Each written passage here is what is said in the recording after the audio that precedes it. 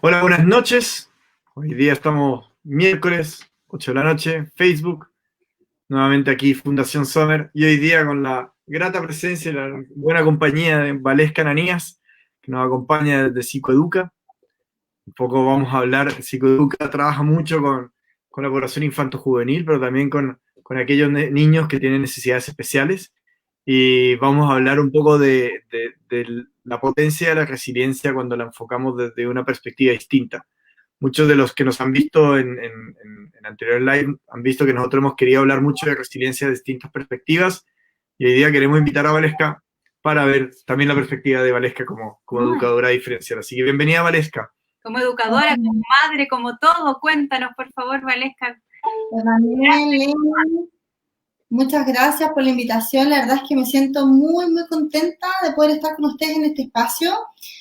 Como bien tú dices, nosotros trabajamos con una población infanto-juvenil que presenta necesidades educativas especiales, por lo tanto estos temas de acoso no se hablan mucho, no, nos cuesta visibilizar estos temas, por lo tanto me parece que esta instancia que podamos compartir y conversar un ratito va a ser muy significativa para la comunidad de ustedes y sin duda para la comunidad de Psicoeduca.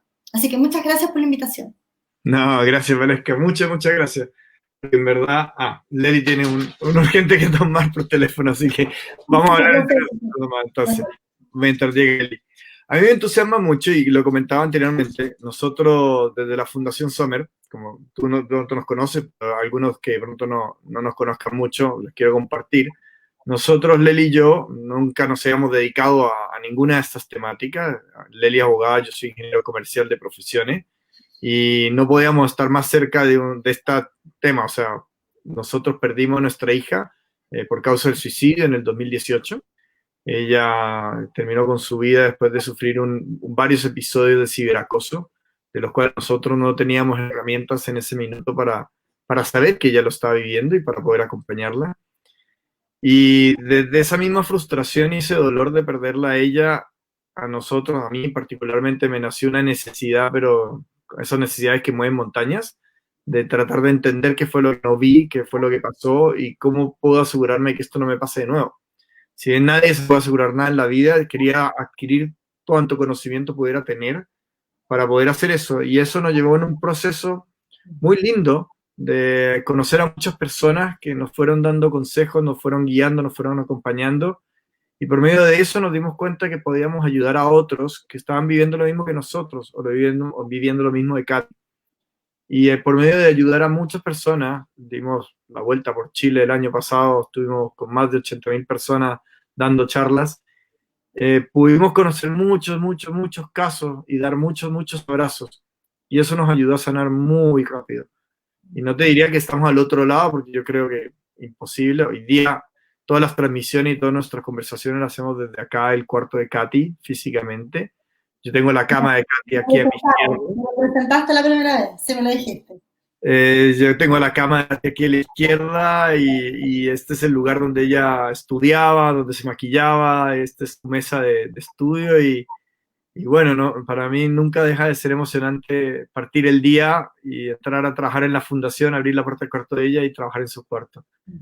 Y eso de alguna forma nos ha llevado, en la pandemia, nos ha llevado mucho a explorar el concepto de resiliencia desde miradas muy radicalmente distintas, no opuestas, porque todas se complementan de una forma hermosa, pero de miradas distintas. Ayer tuve una conversación muy linda con Jessica Huentemán, ella es ceramista y artista mapuche, y hablando de la resiliencia desde la mirada del pueblo, de los pueblos originarios.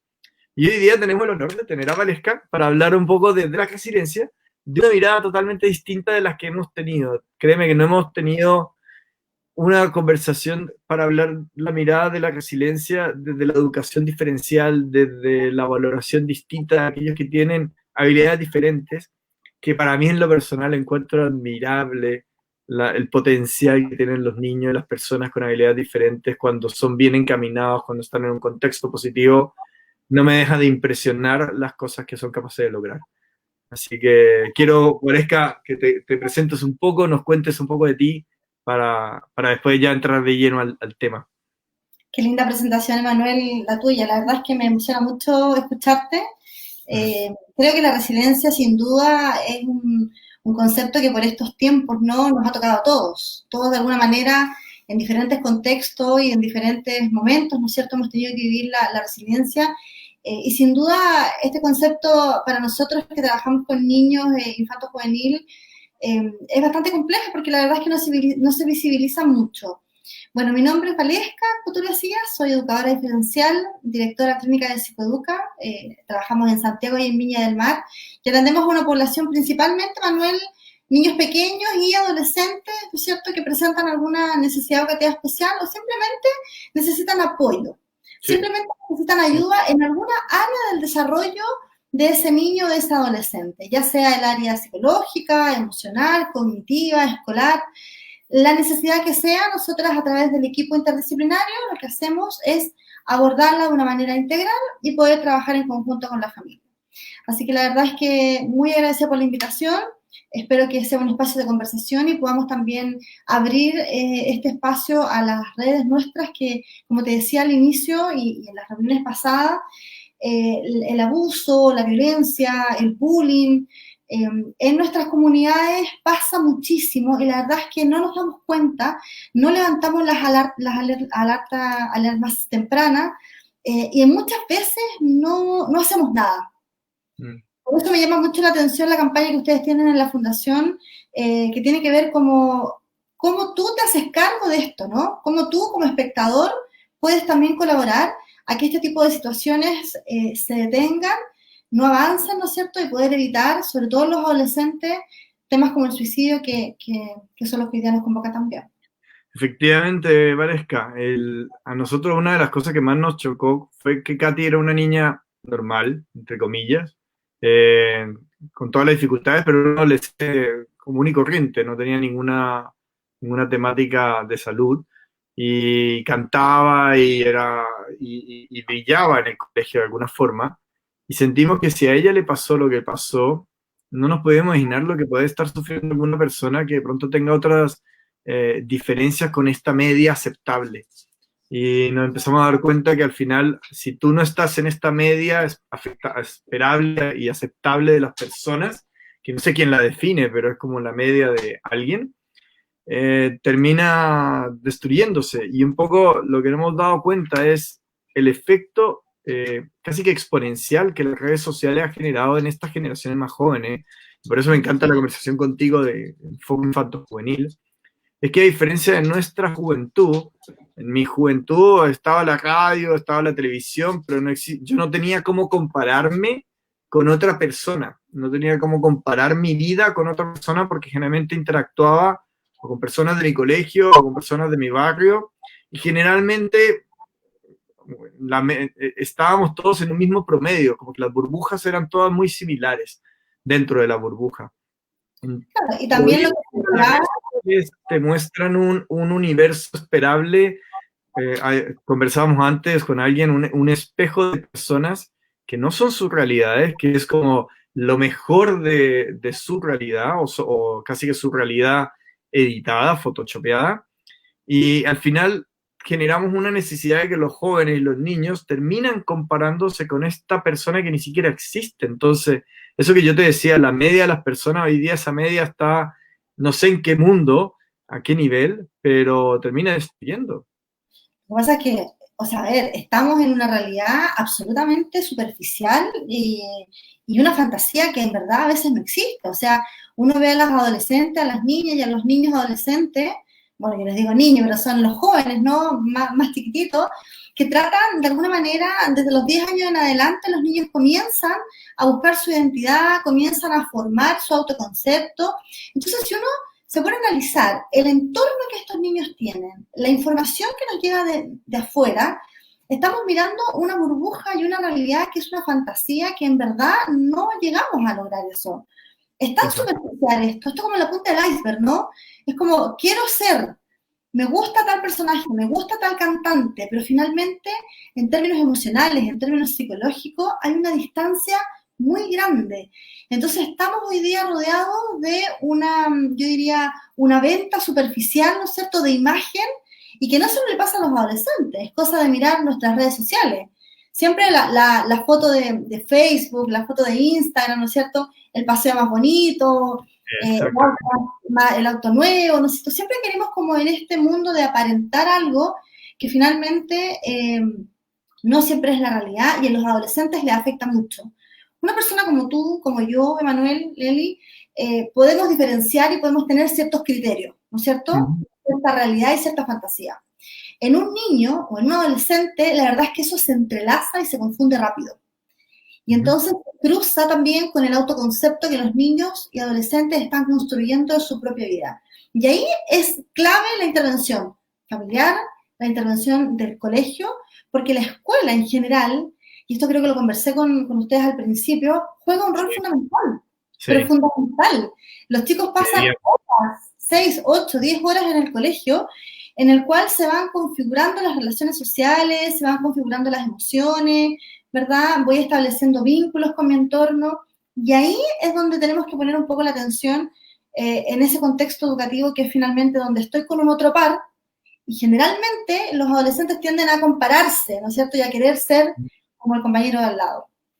Valesca, ahí te cuento, por ejemplo, nosotros a veces nos han llegado testimonios de colegios privados y de colegios bien conocidos, y de repente son testimonios muy duros en los cuales nos dicen, la mamá dice, bueno, mi hijo es Asperger, tiene necesidades especiales y en el colegio me decían que se cayó y después otra vez se volvió a caer y después se caía todos los días el niño. Entonces, cuando se caía y el niño estaba golpeado, tenían que llamar a la mamá y después la mamá no pudo seguir trabajando porque la estaban llamando 2 y 3 veces en la semana. Entonces, cuando llega y dice, ¿sabes qué?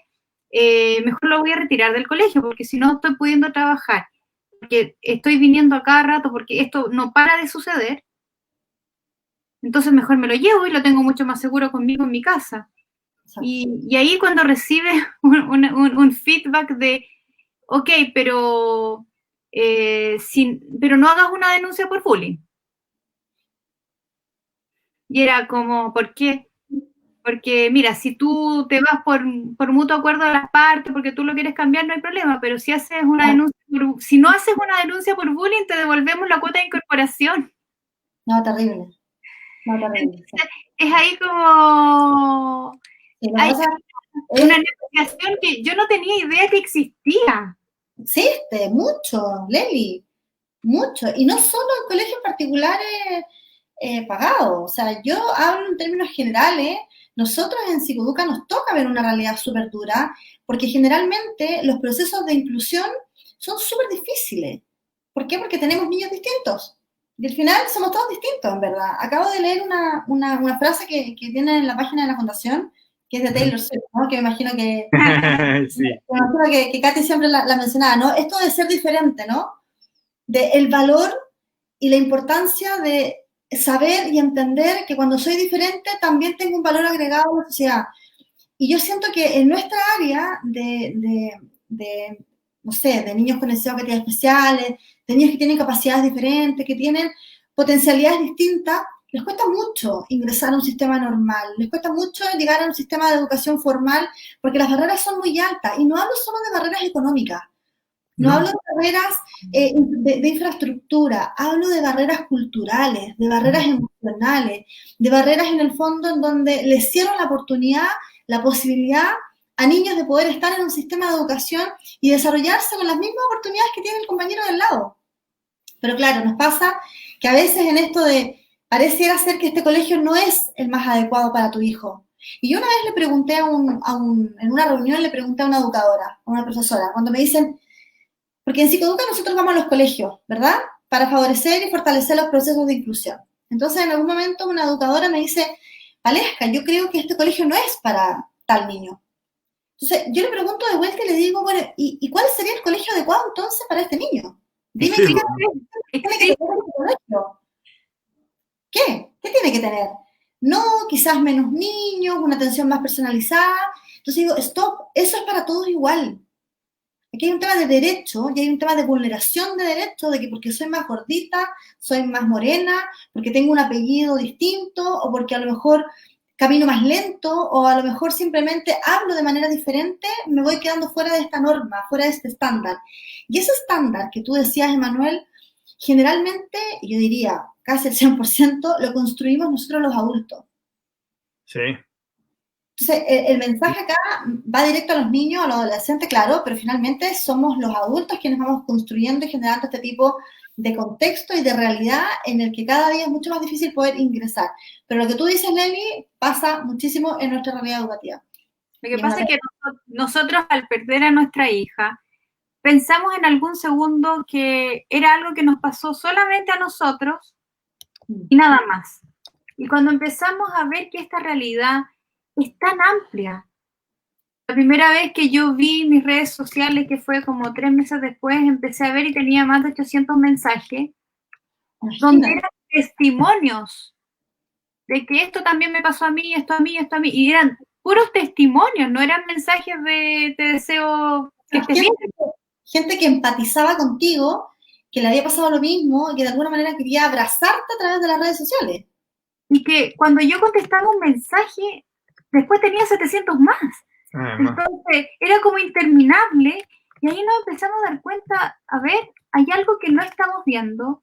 Obviamente, lo primero que dijimos, acá hay un par de ignorantes y somos nosotros. ¿Y cómo vamos a suplir esa ignorancia?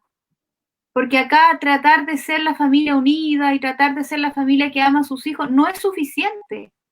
No es suficiente. Porque yo creo que esa mamá que lleva a su hijo con necesidades especiales a un lugar, a un colegio, no lo lleva porque no lo ame, ni lo lleva porque es una mala madre. No es un acto de abandono. Es un acto de que quiero lo mejor para mi hijo. Exacto. Hay cuántos padres que trabajan y que piensan que trabajar y quizás sacrificar todo y pagar quizás lo mejor o el mejor colegio va a compensar su esfuerzo. Y finalmente no compensa nada y te das cuenta que no es precio, no es un valor económico. A lo largo de Chile hemos visto personas con motivación, con vocación, que inspiran, motivan y dan ejemplo. Hemos visto, por ejemplo, en Viña, un profesor nos contaba que él en pandemia se preocupó de llamar a todos sus alumnos. Entonces nosotros le preguntamos, claro, ¿y cuántos tiene? No, son como 42. Entonces yo decía, Dios mío, en el mejor colegio privado dudo que le hayas mandado un mensaje de texto a los alumnos, un WhatsApp. Lo que pasa es que transamos otras cosas, Leli. Cuando el valor económico o cuando el tema económico está por sobre el tema valórico, se empiezan a transar otro tipo de valores. Yo pago, entonces, bueno, si pago, necesito recibir esto. Claro. Pero resulta que cuando trabajamos con niños, yo siempre lo digo, y esto no es porque estoy hablando como directora, también hablo como valesca, también hablo como persona, como ser humano, como educadora que soy, y trabajo con niños. A mí me parece que en esto hay un tema de vocación importante. Porque en verdad, si no tengo voluntad, si no tengo la capacidad de poder ser resiliente, si no tengo la capacidad de ser flexible, si no tengo la capacidad de incluir, de aceptar la diferencia, la verdad es que mejor me voy a vender seguro de auto. Siempre digo lo mismo. De verdad, vende seguro de auto porque acá se necesitan personas distintas para poder generar procesos distintos. Entonces, generalmente, estamos transando siempre un valor económico, cuando en verdad lo que necesitamos es simplemente prestar más atención a los niños. Yo pregunto, ¿cuántas veces los niños en recreo, en los espacios de recreo, que son súper importantes, porque en los recreos se juntan los compañeros, en recreo se generan los grupos, en recreo los niños empiezan a tener similitudes y diferencias, empiezan las diferencias con el otro grupo. Entonces, ahí en esos espacios sociales, que son espontáneos, pasan cosas. Yo pregunto, ¿cuántos colegios ponen énfasis y miran lo que está pasando en términos emocionales y psicológicos en esos espacios? Porque siempre estamos muy preocupados de la parte académica, siempre estamos muy preocupados de la parte de las notas, ¿no es cierto?, de llegar al CIMSE, de tener buenos puntajes en la PSU, pero la parte valórica, no siempre, no lo digo en forma general. Yo conozco colegios y psicólogas que son maravillosas y trabajan en el área de formación valórica, pero siempre hay espacios que se nos quedan pendientes, siempre hay espacios en los que necesitamos mirar mucho más, sobre todo desde la primera infancia hasta la primera parte de la adolescencia, que yo diría que son hasta los 15 años, más o menos. Sí. Y yo creo que lo que tú dices en cuanto a los valores es algo que quizás como sociedad, como padres, y cuando digo padres también digo como instituciones educacionales, hemos vendido, pero no sé si conocen la historia del comerciante que vendía el barril de pescado. Había un señor que compró un barril de pescado que estaba a muy buen precio, lo compró, imagínate, a $50. ¿Ya? Y lo vendió a 100. Y el que lo vendió a 100 lo volvió a vender porque todavía estaba en buen precio a 200. Y el que lo vendió a 200 lo volvió a vender hasta que llegó a un almacén, donde una persona, una señora, obviamente, buena cocinera, fue y compró. Cuando abrieron el barril de pescado se dieron cuenta que estaban podridos. Imagínate. Entonces, cuando empezaron a cobrarse toda la cadena de las garantías, empezaron, oye, pero tú me lo vendiste y estaba podrido, sí, pero tú me lo vendiste, y empezaron a desarmar la cadena, llegaron al primero, y el primero le dijo, es que son pescados, es un barril de pescados para vender, no para comer. Entonces ahí te das cuenta, nosotros como sociedad vendemos cosas que no consumimos. Exacto. Y eso ¿Cuántos pasa colegios venden algo que no consumen? En este colegio no hay bullying. En este colegio, ¿qué cosa? O en este colegio somos inclusivos. En este colegio nosotros tenemos proyectos de integración, pero resulta que cuando el chiquillo llega a dar una prueba y uno le pide que haga adecuación curricular, no la hacen, porque el proyecto educativo no lo permite. Ustedes saben que en los colegios se hacen adecuaciones curriculares, se hacen evaluaciones diferenciadas. Eso significa que uno toma el currículum y toma los instrumentos de evaluación y los ajusta un poquito, los cambia de manera sutil. ¿Para qué? Para que los niños que tienen una modalidad de aprendizaje distinta puedan acceder al aprendizaje. Eso es algo básico. Y se los digo de verdad, de corazón, es algo básico. Y los colegios no lo hacen. Pero fíjate lo potente de lo que estás diciendo, porque también... Desde ahí hay un bloqueo. Desde ahí estoy cerrándole las puertas a incluso el aprendizaje, que es un derecho. Y si vas más allá, un poco en ese sentido, ¿por qué creemos que todos los niños deberían aprender igual? No, esa teoría está obsoleta. O sea, si uno se pone a revisar las teorías de aprendizaje y uno revisa fundamentos básicos de neurociencia, te das cuenta que el aprendizaje no es igual en todas las personas. No todos los niños ni los niños y niñas, ¿no es cierto?, tienen las mismas funciones cognitivas o la misma predisposición, no todos tienen la misma carga de ADN, no todos tienen el mismo contexto, no todos aprenden de manera igual, y esto no es cliché, no es cliché. En general, o sea, tenemos en una sala 30 niños con familias distintas, con 30 historias diferentes, ¿verdad?, con procesos cognitivos distintos, con una carga de ADN absolutamente diferente unos de otros. Pero la guía de matemáticas es la misma para los 30. Y entonces, si el niño X, el niño 25, se saca un 4 o 5, no estudió. Ese niño no estudió. No hay un cuestionamiento propio de cómo aprende ese niño, cómo ese niño podría sacar un 7. Claro, y siempre estamos como externalizando en el otro, siempre estamos como endosando en la responsabilidad del aprendizaje e incluso de la emoción al otro. Y no es así, en general. Que también lo llevo más allá y nosotros mismos como padres, a veces, y lo digo porque me pasa a mí, a veces yo pienso que porque yo en mi infancia, en mi adolescencia, superé X o Y obstáculo de tal forma, pienso que como yo lo superé, mis hijos, casi que por ósmosis, lo van a superar igual.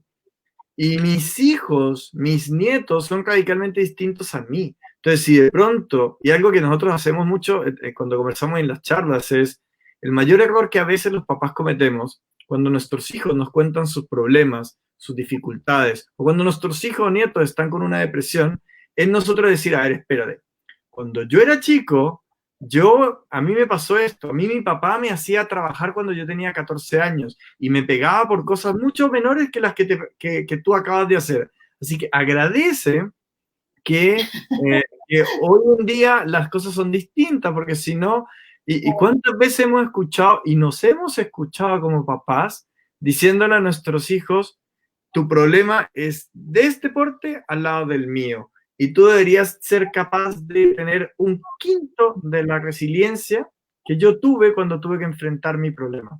¿Qué hacemos ahí? Lo destruimos, nunca más nos va a compartir nada. Buenísimo, buenísimo punto, porque ahí muchas veces nosotros los adultos no validamos y no hacemos legítima la demanda y la necesidad del otro, porque para mí no lo es.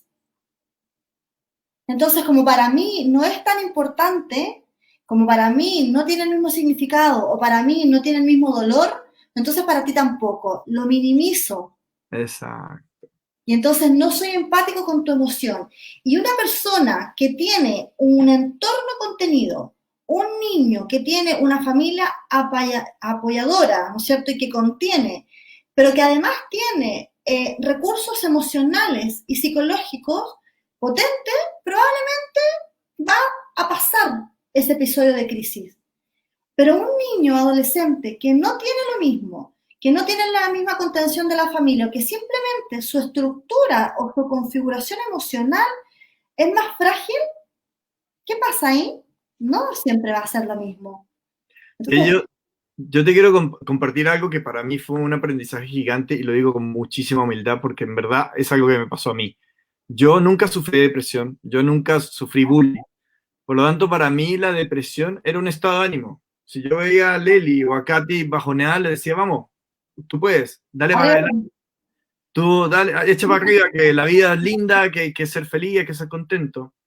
Y hace un par de días me topé con un meme que decía, una persona decía, oye, es que estoy medio depre, estoy triste, estoy mal, porque estoy deprimida, llevo hartos meses deprimida y no he podido salir adelante. Y la otra persona le dice, ya, pero sigue adelante, supéralo, tú puedes ser capaz. Y abajo otro le decía, oye, pero es que yo tengo asma y no puedo respirar bien. Y la otra persona le decía, bueno, respira, hay mucho aire. Si es cosa de inhala y ya está. Entonces, ¿por qué para nosotros es más fácil entender que el asma es una enfermedad y no entendemos que la depresión es una enfermedad? Si yo tengo un hijo que tiene un asma, si tengo un hijo que se fractura un brazo, lo voy a llevar a la clínica para operarlo, para el hospital, para operarlo, para que se cuide, para que lo cuiden profesionales. Pero si tengo un hijo que está con una depresión, lo último que quiero hacer es o internarlo o que vaya un psicólogo o que vaya un psiquiatra, porque eso es para gente loca. Y no somos conscientes del trabajo que la depresión es una enfermedad, no es un estado de ánimo. Lo digo porque yo lo aprendí, yo lo tuve que lastimosamente, tuve que vivirlo de una forma muy fuerte para aprenderlo. Pero mucho que me encantaría poder, en esas típicas preguntas, ¿qué le dirías a Manuel de hace 5 años? Manuel, la depresión es una enfermedad, no se sana con bonitas palabras, se sana yendo a un profesional, en una terapia, en un proceso. No es un switch que en 2 días, 3 meses, ya superé la depresión, ya está, vuelve, es un sub y baja. Entonces, tenemos que, para mí, por eso la resiliencia es un concepto que me apasiona tanto, porque la resiliencia no es la fortaleza de que siempre voy a estar bien, no, la resiliencia es la capacidad de saber que cuando caiga, voy a poder pararme de nuevo, voy a poder revolver. Pero es como cuando a los niños pequeños se les dice a los niños hombres, ya, pero no llores, si los niñitos no lloran. O se cae, se golpea y llora, pero ¿cómo va a llorar si fue un golpe pequeñito? No puede estar llorando. Entonces, uno dice, no, la forma de que ese niño va reconociendo el entorno y va configurando esas emociones es distinta a unas de otras y a veces nosotros no la validamos. Ahora, con este comentario me parece súper importante porque en general todas las afectaciones de salud mental, en términos como psicológicos, pareciera ser, Emanuel y Leli, que es como que nos da vergüenza asumir que tenemos un problema. Sí. Es como, a ver, prefiero ir al traumatólogo, prefiero ir al odontólogo, pero ir al psiquiatra. A nosotros nos pasa mucho que en las derivaciones internas que nosotros hacemos a psiquiatra infantil, los papás generan una distancia, un rechazo sutil y te dicen, pero ¿será para psiquiatra? Es como, ¿Es para tanto? ¿Es para tanto? Le tenemos miedo, porque generalmente y durante muchos años hemos ocultado que nuestra población sí sufre de enfermedades de tipo psicológicas y mentales. Sí tenemos una alta un alto índice de suicidio, sí tenemos mucho bullying, sí tenemos mucha depresión en los adolescentes, pero generalmente lo ocultamos, nos da como vergüenza. Y uno podría decir, ¿por qué? Porque tiene que ver también con el aceptar como padre que tengo un hijo que tiene una problemática de salud mental, y eso es bastante doloroso. Sí. Entonces, ¿qué hacemos? Decimos ese tipo de comentarios. No pasa nada, ánimo, se te va a pasar, te faltan vacaciones, ¿no es cierto? Es como ya, no pasa nada, si en un tiempo va a pasar esto. Y no va a pasar, porque resulta que como es algo psicológico, que ustedes no lo ven, ustedes no lo pueden sentir, no lo pueden evidenciar, va aumentando, aumentando, aumentando a nivel emocional y la conducta de repente, en algunos casos, explota. Exacto. ¿Qué les dirías a una abuela que te dice que su nieta ya atentó contra su vida y que le dicen, que le recomiendan internarla? Es que mira, la internación, Nelly, me parece que la decisión de la internación la toma un equipo de profesionales que ha hecho el estudio clínico del caso. ¿Sí? Es que cuesta aceptar esas decisiones, por eso te digo, o sea, imagínate si es difícil ir al psicólogo, si es difícil ir al psiquiatra, ¿cómo te enfrentas a una decisión de que creemos, te recomendamos que lo mejor es internarla? Porque además, ¿sabes lo que pasa, Nelly? Que esto es como bien cíclico. Hay momentos en los que estás súper bien en la curva, entonces no necesito psicólogo, ¿verdad? Y ya me siento súper bien. Pero pasa algo, crisis, cae de nuevo la emoción, ¿verdad? Y después vuelvo de nuevo a estar bien y después vuelvo a estar mal. Entonces, como es tan cíclico, tiendo a creer que en verdad no es un apoyo permanente lo que necesito. Claro, pero en general las decisiones de internación pasan por una toma de decisiones a nivel de equipo interdisciplinario. Exactamente. Y al final es para mejor. O sea, la verdad es que así como me interno para operarme de un quiste o para sacarme una muela, también la salud mental es algo fundamental y prioritario, yo creo, con los adolescentes. Es que yo creo que tenemos como la imagen de película de que me van a internar y es con una camisa de fuerza en una habitación para que no, para... Y es como, pensamos que, ok, si a mí me dicen, no, es que tenemos que internar a tu hijo. Es lo peor que le puede pasar. Me imagino eso y es como, no, es tal cual tú lo acabas de decir. Si te internas para un quiste, para una operación ambulatoria o no ambulatoria, que de pronto no es compleja, ¿por qué no para algo importante? Hay un concepto americano que hablan acerca del historial suicida. Y de, si bien el suicidio es multicausal, porque aquí también Marisa Orellana nos habla de, tampoco se habla de intentos suicidas, el historial suicida es todas aquellas cosas que van sumando a que en algún minuto la persona ya no es capaz de soportar ese dolor. Y ahí es donde tenemos que hacer el switch. Y de pronto se nos está yendo la conversación hacia eso, pero bienvenido. Tenemos que hacer el switch de que el suicidio no es una decisión de una persona por terminar con su vida. El jueves pasado celebramos el Día Internacional de la Prevención del Suicidio, sino que el suicidio es la reacción de alguien que quiere acabar con su dolor. Y cuando entendemos que la persona está teniendo tal nivel de dolor tan fuerte, a mí a veces, yo me despierto a veces llorando cuando hago conciencia del dolor tan grande que debió sentir Katy, y lo digo y se me llenan los ojos de lágrimas, que no quiso hablar con nosotros para no generarnos dolor a nosotros, no quiso buscar ayuda porque sentía que la mejor forma de que su dolor no traspasara a nadie más fue terminando con su vida. Y lo hizo desde el dolor. No lo hizo de una decisión consciente de quiero morir, sino de no quiero seguir viviendo con este dolor.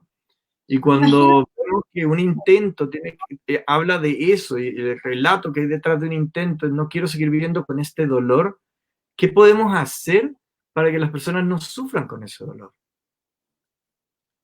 Pero imagínate que tú haces ese relato y yo lo transfiero inmediatamente a un adolescente, por ejemplo, en condición de TEA, me refiero a condición de trastorno espectro autista, ¿sí?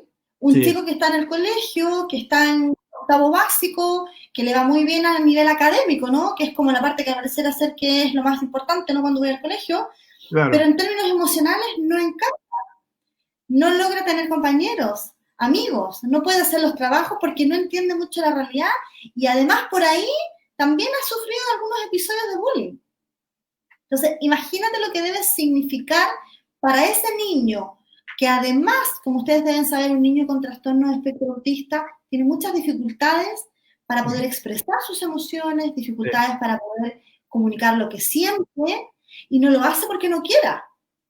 No lo hace porque quiera sufrir solo, lo hace porque no sabe cómo poder manejar esa emoción que siente, ¿verdad? Y entonces se va quedando con una burbuja que en algún momento tiende a reventar. Entonces ahí uno dice, oye, la responsabilidad que tenemos nosotros los adultos de ser testigos, de poder generar espacios, ¿no es cierto?, de aceptación, de inclusión, es brutal. Es absolutamente significativo, porque lo que le pasó acá tiene un momento, y como tú bien lo relatas, ¿no es cierto?, en algunas conversaciones, y Leli también, a otros niños y a otros adolescentes también les pasa lo mismo. Y en nuestra comunidad, que nosotros vemos niños con mayores dificultades de comunicación, mayores dificultades para poder expresar sus emociones, ¿cómo lo hacemos ahí? Sí, ¿cómo le sacas esa...? Saco eso, pero además también cómo pesquiso estas señales de alerta. Porque a veces te dicen, no, es que no quiero ir al colegio. ¿Pero por qué no quiero ir al colegio? No, me duele la guatita, ¿no es cierto? Y empiezan con síntomas, ¿no es cierto? Somatizar, y uno dice, ay, chiquillo, que porfiado que no quiero ir al colegio. Perezoso. O a nuestros estudiantes. Sí. Y entonces pasamos de largo, ¿no es cierto? Y por dentro estamos construyendo finalmente una estructura emocional que en algún momento va a tener un costo emocional o psicológico importante. Ahí es clave, y lo he mencionado varias veces, el testigo y el testigo que los papás podemos ser. Por eso, un poco al principio les compartía, nosotros, el mayor dolor que tuve después de perder a Katy fue por medio de las organizaciones que empezaron a acompañarnos y de las cuales empezamos a aprender mucho. Nos empezamos a enterar de muchos suicidios de jóvenes en la región metropolitana y no se hablaba de ninguno de ellos y del dolor de ninguno de ellos aparecía en ninguna parte. Y cuando tratábamos de hablar con las comunidades escolares, con los papás o con sus amigos, era culpas entre todos y nadie se hacía responsable. Y sentimos un poco ese dolor de todos somos testigos cómplices. De pronto vimos cómo a ese chico lo agredieron, vimos cómo a ese chico lo estaban presionando por las notas, vimos cómo a esa chica la molestaron por ABC y no hicimos nada, no pedimos ayuda.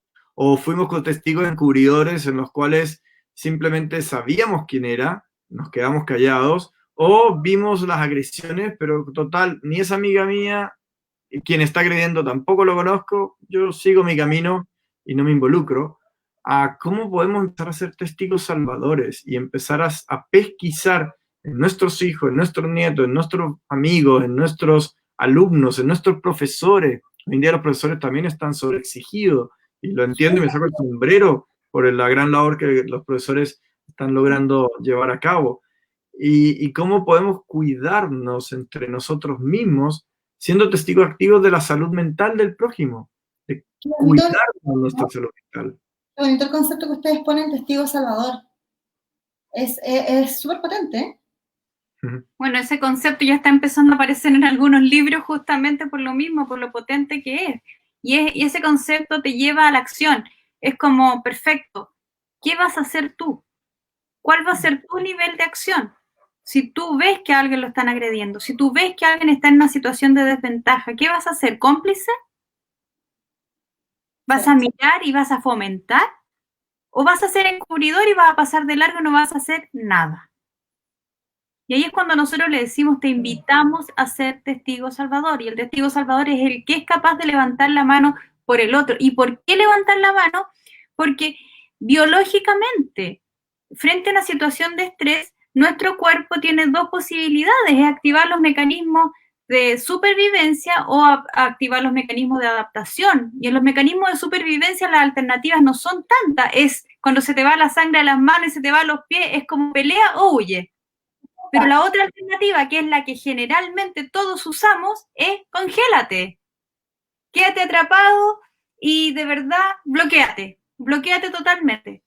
Y hay niños maravillosos, inteligentes, que se pueden comunicar y que se bloquean. Exacto. Conocemos nosotros personas que pertenecen al rango de la salud mental, profesionales de salud mental, que también se bloquean. Y que el ciberbullying tiene esa gran característica que hace que todo el mundo se bloquee. Entonces tú decías, sí, pero es que, no sé, pues 14, 15, 16, 17 años, tú dices, no, seguramente si nos vamos a la neurociencia, el lóbulo frontal no está totalmente desarrollado, se desarrolla entre la segunda y la tercera década, por lo tanto no tiene la capacidad de tomar decisiones. Pero ¿y el que tiene 50 años y que es profesional de la salud mental? ¿Por qué se bloqueó? Ya tenía su lóbulo frontal totalmente desarrollado. Entonces, ¿qué claro, lo que pasa es que ahí la mirada es muy sesgada, ¿no? Es como si los lóbulos trabajaran en forma independiente y como que si en el fondo la mente, la psique o el cerebro y la mente no trabajaran en forma conjunta. O sea, hay una estructura y un tema psicológico interno que va moviendo todo finalmente. Por mucho que tenga un tremendo lóbulo, ¿no?, frontal y sea súper clever en términos cognitivos, el tema emocional es algo que te fluye por las venas y algo que tú de alguna manera, si no tienes una buena estructura y una buena contención construida en tu vida, probablemente vas a llegar a ese episodio que dices tú de bloqueo. Ahora, a mí me parece que este concepto de testigo salvador es tremendamente potente, y te lo digo como educadora que trabajo en el área infantil, es como ya, ok, ¿qué decides tú? ¿Cuál va a ser tu rol en la sociedad? ¿Vas a levantar la mano? ¿Vas a decir algo? ¿Vas a mostrar que esto está pasando? Pero después de eso viene otra pregunta. ¿Qué pasa cuando levanto la mano? Exactamente. Porque a veces les da miedo levantar la mano. Hemos levantado la mano. ¿Cuántas veces sí hemos tocado la puerta? ¿Cuántas veces sí hemos dicho, hey, algo está pasando acá? No puede ser que un niño lo castiguen en forma reiterada por tal o tal acción. ¿Qué pasa ahí también? O sea, yo creo que también hay un mensaje que viene después, hay una segunda acción, ¿no? No sé si me entienden. De todas maneras, y de hecho es la acción que hoy día, cuando nos ha tocado atender muchas víctimas, después tienes que mantener quizás a la víctima en una situación de no te canses, claro, no te derrumbes, porque levantaste la mano, pediste ayuda, pero ahora cuando se supone que el sistema tiene que empezar a funcionar, lo primero que ves tú es que no funciona.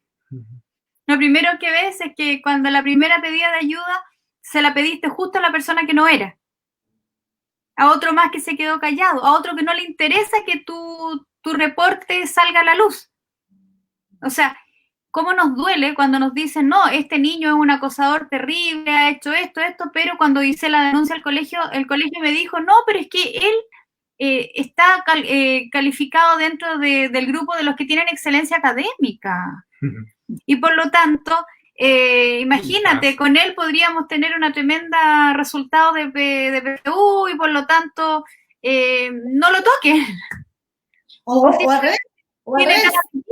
Tiene tal apellido, por lo tanto no se toca. Claro. O es al revés, o es como, vamos a dar la prueba, el CIMSE, y sería quizás muy estresante que tu hijo, que tiene necesidades educativas especiales, dé la prueba, porque en verdad, ¿para qué lo vas a exponer a una situación tan compleja? Y uno dice, a ver, espérate un poco. Es como, si es muy excepcional, no lo toquen, pero si no es tan excepcional, en verdad podría quedarse fuera del sistema. Entonces, esas son las ambigüedades que finalmente uno va encontrando en el sistema. Y tú hablaste algo muy importante, Leli, que tiene que ver con el tiempo.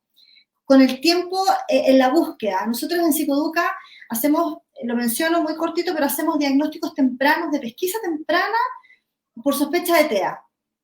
¿Ya? ¿Por qué te lo menciono? ¿Por qué te lo menciono? Porque en la medida que tú pesquisas en forma muy temprana, no para dar un diagnóstico ni rotular, si ese no es el fin nuestro.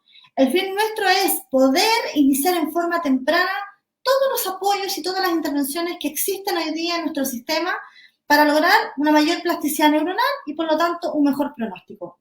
Lo mismo pasa acá con ustedes. Lo mismo pasa con otras familias que tienen que ver con el bullying, el acoso. Mientras antes podamos pesquisar, estamos ganando tiempo.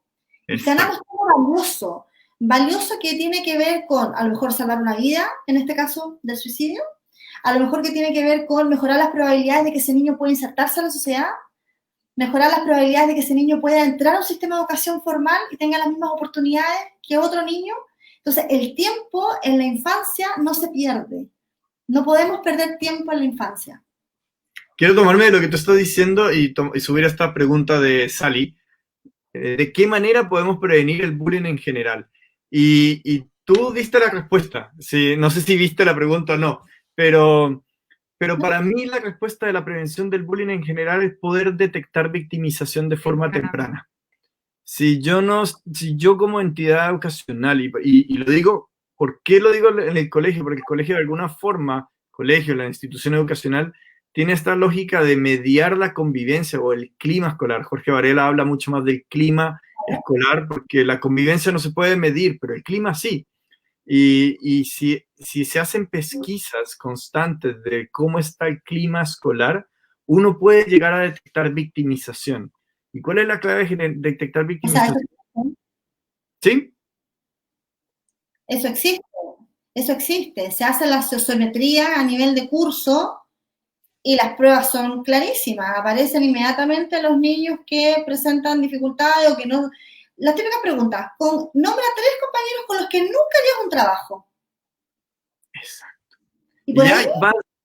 Y vas detectando quiénes pueden estar victimizados, y lo digo en el ampliesísimo sentido, porque una persona, un niño, así como cualquiera de nosotros como adultos, si yo me siento victimizado, si yo no soy capaz de elaborar esa victimización de una forma positiva, nuestro caso, yo puedo sentirme víctima de lo que nos pasó con Katy. Y yo puedo tomar la decisión de funar y agredir y hacerle bullying a quienes yo creo que agredieron a Katy. O puedo tomar la decisión de agredirme a mí mismo, sintomatizar mi frustración hacia mí, entrar en un cuadro depresivo y terminar yo suicidándome. Y lo digo porque son 2 opciones que puedo hacer con esa victimización. Existe una tercera, que es elaborarla de una forma positiva para poder sanar esa victimización. Pero... Ahí aparece la resiliencia. ¿Perdona? Ahí aparece la resiliencia. Y ahí aparece la resiliencia, pero eso es un proceso que yo no le puedo pedir a un niño de 10, 11, menos a un adolescente que está en su mismo proceso de generación de identidad, que todos los días es una crisis, al cual tengo que acompañarlo. Y a muchos adultos también tenemos que acompañarnos para desarrollar la resiliencia. No existe resiliencia sin vínculos. Entonces, a tu pregunta, Sally, para mí y muy personalmente, y lo corroboro con varios estudios que hemos visto, la única forma real de prevenir el bullying es salir de la definición del bullying del acto reiterado de agresión de una persona con superioridad a una inferioridad, porque ahí está demasiado tarde. Tengo que poder detectar victimización antes de que esa victimización se convierta en bullying. Tanto para la... Y entonces, si te das cuenta, ese enfoque nos obliga a hacernos cargo del agresor también.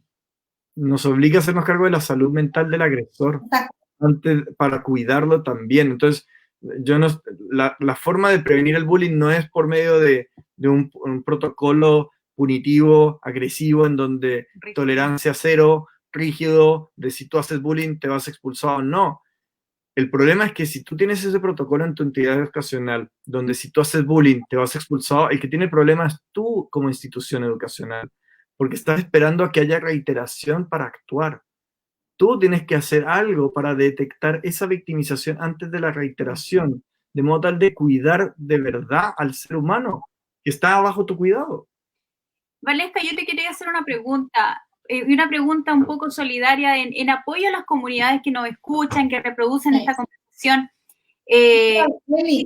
Así como tú decías, hay evaluaciones como, por ejemplo, cuáles son los 3 niños con los que jamás harías un trabajo. ¿Qué le dirías tú? ¿De qué forma le dirías, por ejemplo, a esas orientadoras que son orientadoras vocacionales, que aman a sus alumnos, que están súper preocupados por ello y que de verdad quieren saber evaluar de alguna forma y para poder apoyarlos? ¿Qué le dirías a esas mamás que hoy día están en pandemia y que te dicen, y además mi hijo tiene este síndrome de autismo y no sé cómo trabajar con él, no sé, porque me cuesta ya con el niño que no tiene ningún tipo de síndrome y ningún tipo de necesidad especial, es difícil? Imagínate ellas, ¿cómo lo hacen? ¿Qué herramientas les podríamos entregar?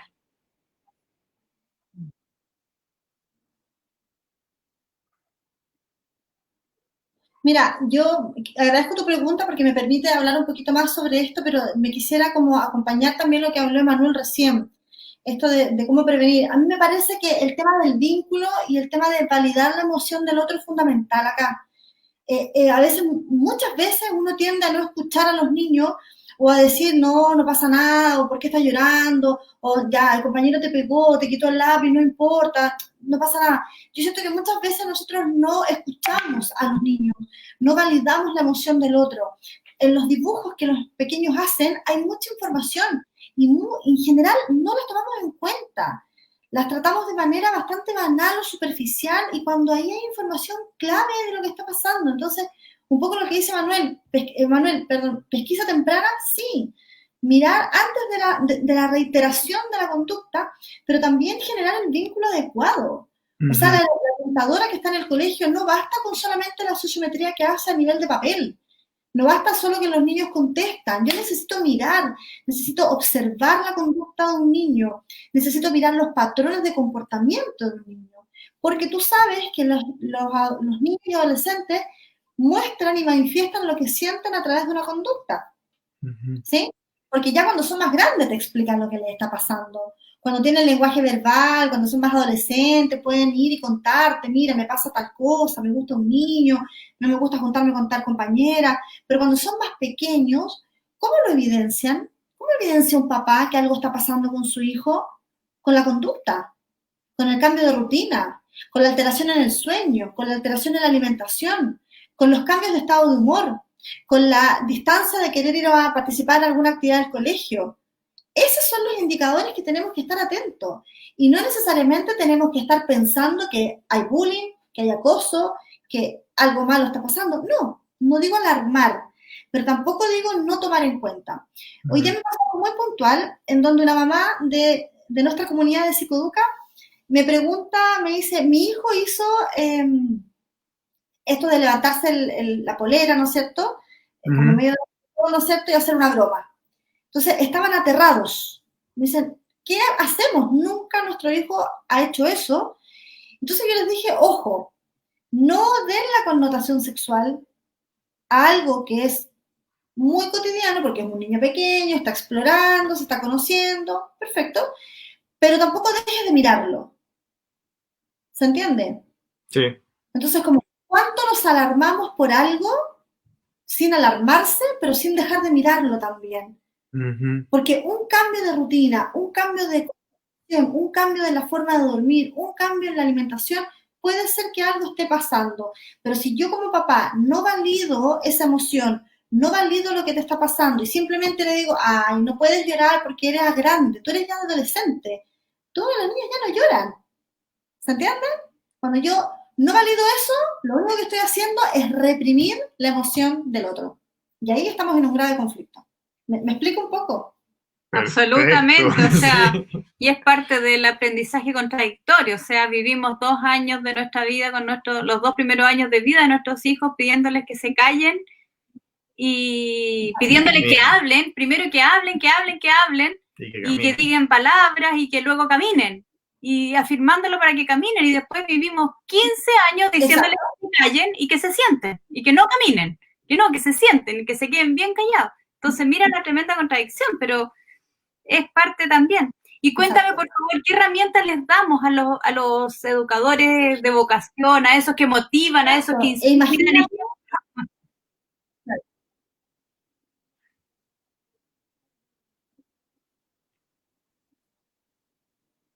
Lo primero que yo les diría es trabajar el vínculo.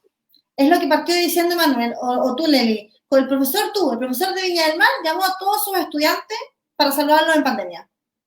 El vínculo, la emoción, es la primera puerta que yo tengo para poder entrar en una persona. Si no genero vínculo, no tengo cómo entrar, porque desde la razón puedo no querer entrar. Yo puedo desde la razón no querer decirte lo que me pasa. Desde la razón no quiero compartir mi emoción contigo. Pero no sé si desde la emoción, cuando yo tengo confianza, tengo vínculo, tengo cercanía, siento que tú te preocupas por mí, siento que yo soy importante para ti, generalmente tiendo a abrir una puerta de emoción, ¿no es cierto?, de vínculo para poder contarte cosas que me pasan. Y ahí es importante que los educadores y orientadores puedan entrar con sus estudiantes. Eso sería lo principal. Ahora, en el caso de los niños con TEA es un poquito más complejo. ¿Sí? Es bastante más complejo porque los niños en general en condición de TEA presentan dificultades en la conducta asociada a la organización del espacio, ¿sí? Entienden la realidad de manera diferente, se vinculan de manera distinta también y entienden la emoción. Les cuesta más entender la emoción del otro, ¿verdad? Y por lo tanto también en ellos. Entonces, generalmente, nuestros jóvenes que presentan condición de TEA están siempre acompañados de un psicólogo en forma permanente, tanto con el niño, pero también con la familia, para poder hacer esta triangulación, ¿verdad?, en términos emocionales. ¿Qué le decimos a esas mamás que tienen que ponerle hoy día encima mascarilla? Depende, porque hay niños que en condición de TEA usan la mascarilla sin ningún problema y son tan ordenados y son tan rigurosos que usan la mascarilla y no se la sacan nunca cuando van a la consulta. De verdad, te juro. Les dicen, no te puedes sacar la mascarilla y ellos van con la mascarilla todo el tiempo. Pero hay otros casos que son más complejos en el fondo, que por un tema sensorial incluso, Leslie, no pueden usar mascarilla. Entonces ahí vamos también flexibilizando. Creo que la flexibilización y la adaptación a cada caso es una realidad distinta. Todas las familias pasan por un duelo distinto, todas las familias tienen características diferentes y todos los niños también son distintos. Por lo tanto, el mensaje también a los profesores, orientadores y psicólogos de las instituciones educativas es también a generar estos programas de flexibilidad y adaptarse también a los niños. ¿Sí? Estamos como en este sistema de lo que decía Manuel, ¿no? Esto de el estándar tiene que ser así, entonces todos en la misma burbuja y todos queremos ser iguales y todos tenemos que tener las mismas habilidades, las mismas aptitudes, y todos tenemos que responder igual. Y eso, olvídate, no existe. O sea, imagínate que el casi 20% de los niños en una sala de clase presentan necesidades educativas especiales. Wow. O sea, 60% son todos dijiste. distintos. Qué potente. Oye, nos quedan 3 minutos y yo seguiría conversando contigo por horas. Porque me encantó la conversación. Quería simplemente... Sí, te escuchamos.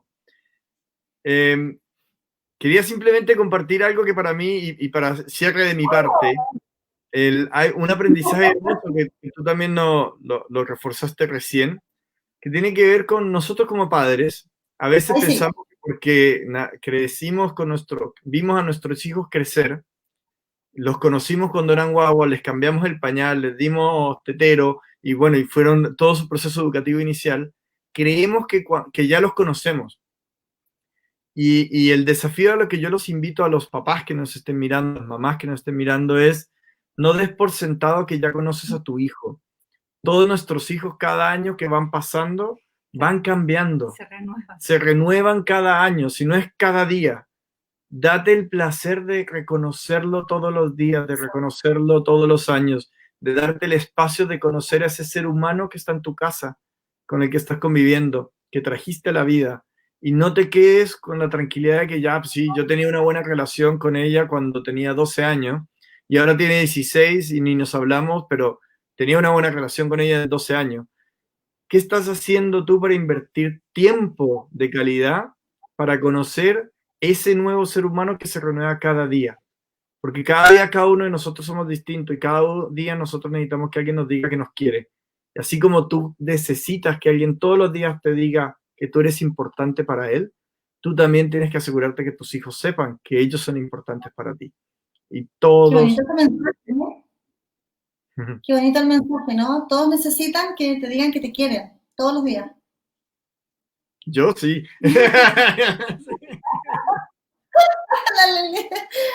No, pero imagínate lo potente que es.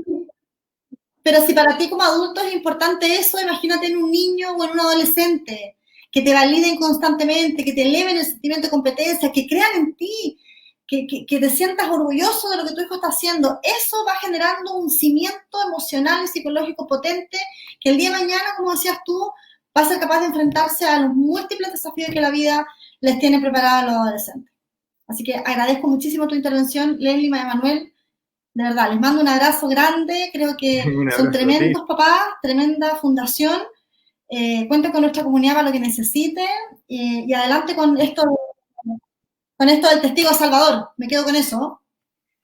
El Testigo Salvador ha sido una herencia que aprendimos. Hemos aprendido con mucho dolor, pero el dolor no solamente es un maestro fuerte, potente, que lo que te deja, que te enseña, te lo deja claro y nunca más se te olvida. Hemos también tomado el desafío de aprender informándonos, con conocimiento, siendo flexibles, entendiendo que no lo sabemos todo, entendiendo que no hay que ser de este positivo súper negacional de que no pasa nada y que todo lo vamos a sacar con buena onda y con buenas intenciones, no, sino ser optimistas, estando conscientes de que hay algo por hacer, siempre hay algo por hacer, no lo hemos hecho todo y no hay que esperar tener para dar, tienes que dar lo que tú tienes. Exacto. Así que muchas gracias a ti por acercarte a nosotros y muchas gracias por el tremendo aporte que estás haciendo para tu comunidad y seguramente para muchas comunidades más. Un abrazo para ustedes dos, muchas gracias y seguimos en contacto para seguir avanzando en esto de esta tremenda campaña que ustedes están lanzando. Así que cuenten con nosotros. Gracias, Valesca. Un abrazo a todos los que nos vieron y los queremos mucho. Chao, chao. Chao, chao.